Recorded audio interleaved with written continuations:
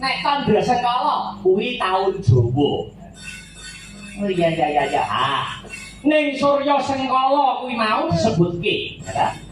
Nuswantara bakale ke taman bebendu ing desa Alamunta wis tumeka pendhita ambuka wiwaraning neraka. Kuwi taun pira to?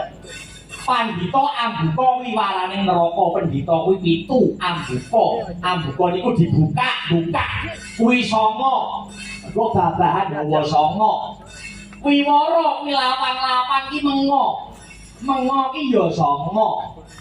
Neraka kuwi 1 nek maca diwalik. Jadi carane maca ki diwalik. Taun 1997 Indonesia ki ambruk. Ambruke ya kuwi diwiwiti saka perekonomian bangsaning bang-bang biyen Mas Gareng dilikuidasi zaman biyen. Oh ngono. Taun 97. Terus pralambange jago tarung ning jero kurungan dalan mayang ngumpulke kelir. Sing nonton padha nangis kuwi pralambange utawa prasimbole. Tegese maknane piye to? Tegese jago tarung ning jero kurungan bareng sing ngasta panguwasa lengser. Lengser apa dilengserke aku ora mudeng. Ning kabeh ya wis weruh ya. Bareng sing nyekel panguwasa lengser terus jago tarung ning jero kurungan wong padha padu ning negarane dhewe Solo, Jakarta, Aceh, Ambon, Timor ngantek Ucul. Kuwi jago tarung ning jero kurungan dalang mayang ngungkurke kelir. Kuwi dadane ibarate wayang. Ya, kuwi ana dalange ning mburi kelir. Alias wong padu kuwi ana sing ngragati. Sing ngragati kuwi mau saka jero negara apa njaba negara aku ora wani omong. Oh ngono to. Iya. Dipikir dhewe-dhewe gedhe tuwa apa dienggo diangen-angen ning omah dibuka gatuk. Heeh. Nah, yen wis sing nonton padha nangis, masyarakat cilik sing ora ngerti kintang impule lelakon kesempyok ing aradan kandang prihatin. Oh iya. Heeh. Ose Mas. Lah carane ibarate wong-wong lara ki apa ora ana tambane? Ana. Tambane apa? Tambane ya diarani taun meneh. Sok kapan kuwi? Nah, ngene. Paluyane Nuswantara. Kalamunta wis tumeka Pandhawa mulat sirnaning kemanten. Pandhawa kuwi 5, mulat kuwi weruh, dalane weruh saka mripat kuwi loro. Sirna kuwi ilang kuwi mul temanten kuwi loro, ora ana temanten siji. Temanten iki mesti loro. Mula nek diwaca taune 2020. Taun iki to. Heeh. Lah kok taun iki negarane dhewe mesti positif bakal tentrem, bakal ayem. Ayo guru mesti iki lho. Lah jare paluyane tambane taun iki. Ngene Mas Derek. Ibarate wong mangan terus dipangan mentah, nanging kudu dirateni luwih dhisik. Wis to, saiki negarane dhewe wis dina ganti presiden ping 5 ibarat ora bakal iso rampung. Ayo presiden gagek-gagek nih. Ayo, saiki kudu bisa gak tentrem. Ora iso urung wayahe. Ngono ya to. Heeh. Kula supayane apik kepiye? Lah, supayane apik ayo rukun. Iki tembunge kata kuncine ayo rukun. Aja nyalahke sapa-sapa. Presidene sapa wae, pemimpine sapa wae, nggo disengkuyung sing baku, ngarep burine, tengen kiwane sing nyekel negara aja nglibuti. Manut kodrate dhewe-dhewe nek petani dadi petani sing apik, nek seniman yo senimane sing apik, aja ngurusi sing dudu urusane. Pak insyaallah negarane dhewe bakal tentrem Mas Derek. Ya, ngono ha. Lah kok sapa sing marake kahanan didul. Kok sing ora manut karo pakeme dadi seniman ngurusi perkara liyane, pakeme dadi pejabat ngurusi perkara liyane. Ayo kapan tentrem? Kabeh wis ana porsine dhewe-dhewe. Iya. Ya, lagi ngomong karo tetembangan.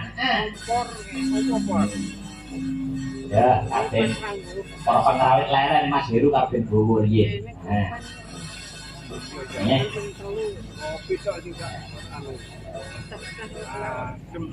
Pilih sing Mas Heru. Pilih sing menika wonten pamundutan ali-ali. Jadi bawane monggo sok sing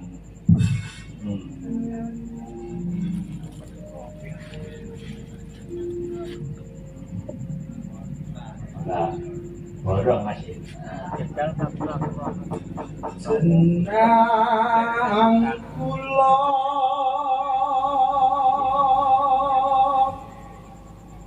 lali aja lali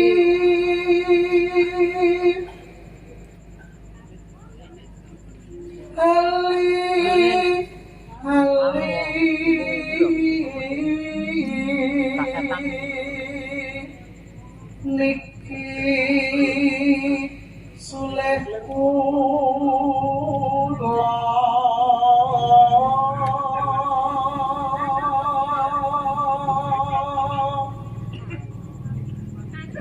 aja dianggep sepele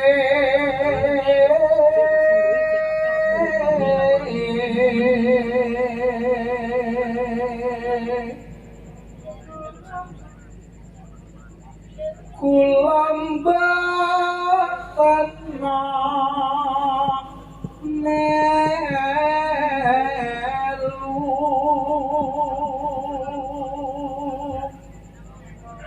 among ngati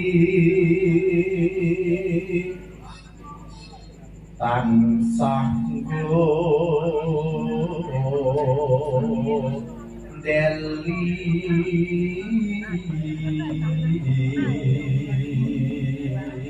sampeyan luwe kon ngomong aku ora rono yen dadi lara gelo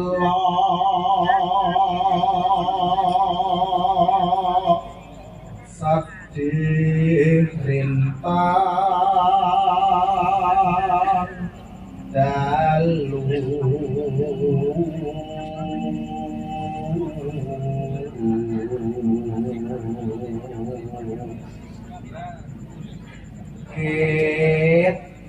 ketok kewala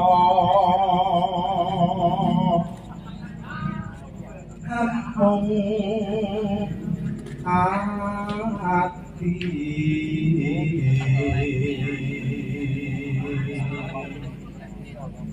besok apa bakal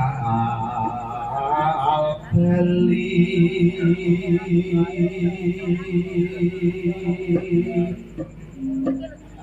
yen bali bejo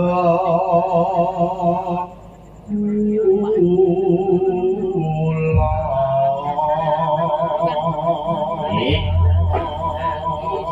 Bun Mbak Dinggo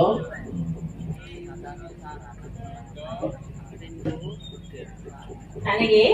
lho ya no Bas ali-ali aku arep tuku ali-ali mau bahasa isyarat nggih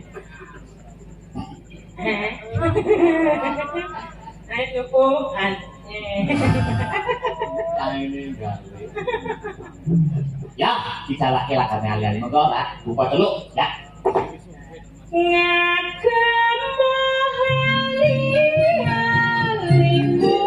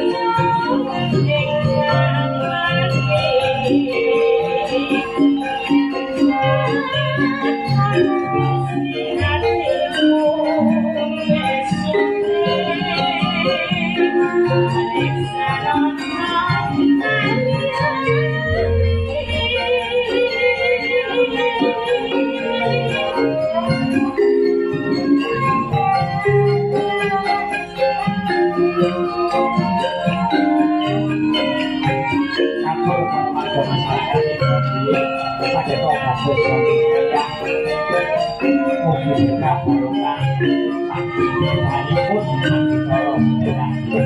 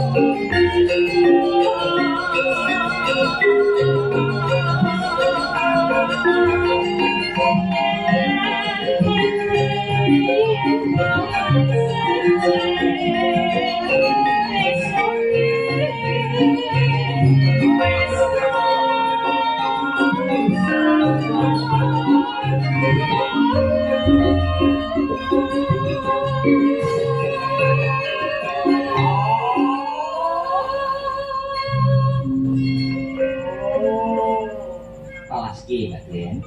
Iso adegan, Pak. Iya. Iya.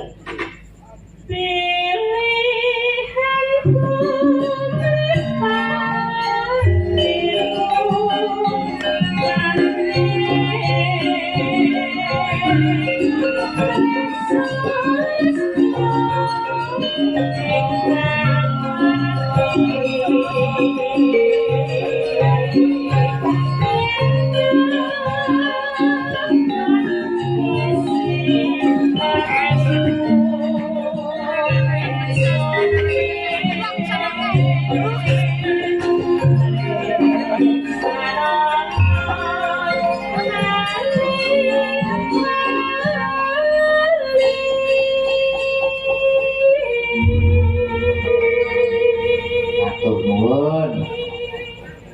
Mas aku tak ditku kok saya guru. Kok ndang siat ta, Pak? Iya. Jane malah apik lemo kaya riyen lho, Mbak. Brandinge iki ora kaya lemo. Saiki brandingnya diganti ya. Oh, brandinge diganti. Iya. Les TikTok Mas aku. Nganti niat tuku lampu barang. Iya.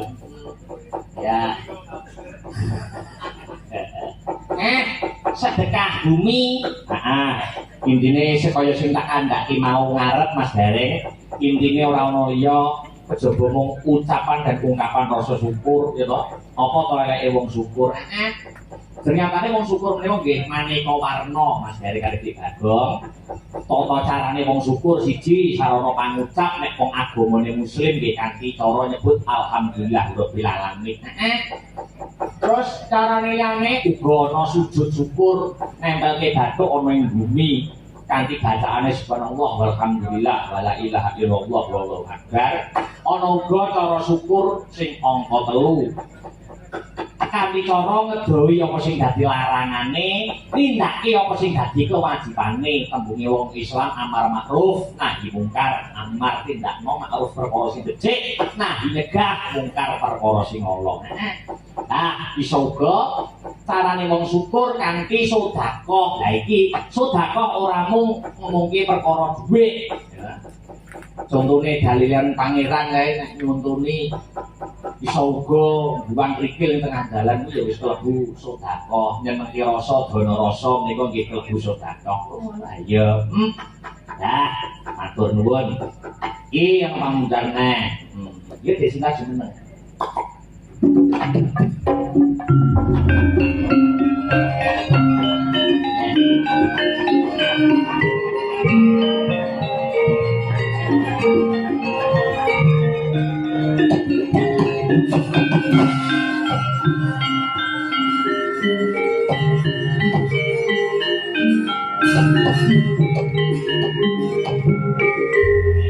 Wonten kathah pamundutan ingkang dereng dipun pinanggani wonten pepiling, wonten dadi-ati. Dadi-ati nggih? Oh nggih. Balik larase. Dadi-ati. Samubarane wis iki lho. Bila sing diteni Mas. Iku ora iso. Cedak masjid nah. Ayo, ora iso. Biasane jam piro to? Jam 2, berarti tinggal jam 1. Ya langsung buka celuk mawon. Ya, oh sing lamban loro dijaikoke tipis-tipis. Ya.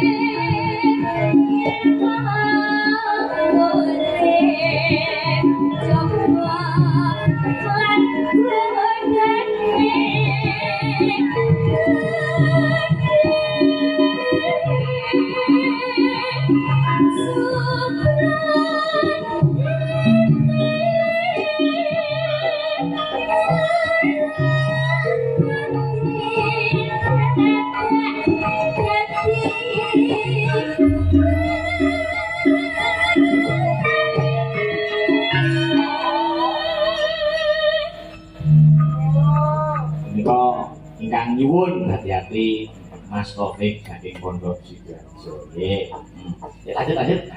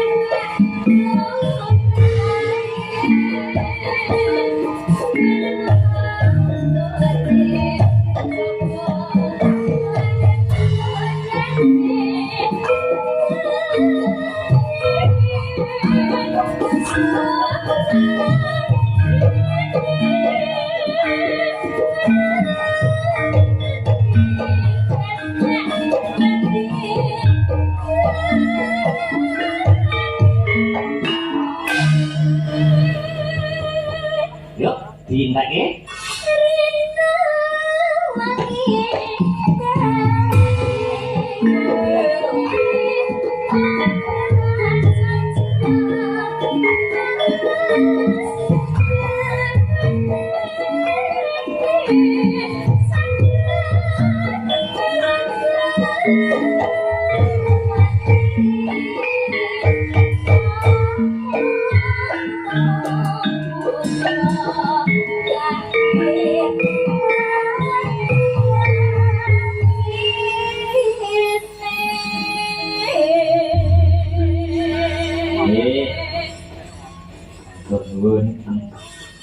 Langkan dadi ati.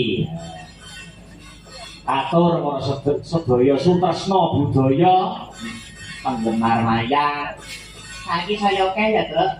Nambah kemajuan zaman, kemajuan teknologi sing semakin pesat nanging sutresna budaya utamane para penggemar-penggemar wayang kulit sing tergabung dalam organisasi atau komunitas sapa wae kuwi romansa kok malah rembaka ya.